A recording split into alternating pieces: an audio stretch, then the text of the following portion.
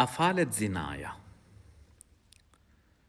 Immoraliteti është një ndër mëkatet më të mëdha, Zoti na ruaj.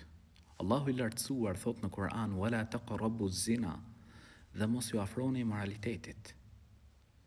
Immoralet kanë një dënim të kobshëm ditën e gjykimit. Allahu na ruaj. Shkatron veten, familjen, shoqërinë, sjell fukarallëk. Madje disa prej dietarëve thonë është si borxh, Zoti na ruaj.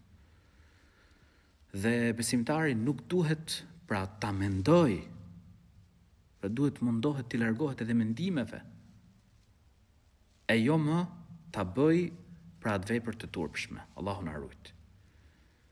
Dhe nëse dikush mashtrohet, e mashtron shejtani, thot hajtë se pendohesh, kush ta siguron ty se do të kesh jetë derisa të pendohesh?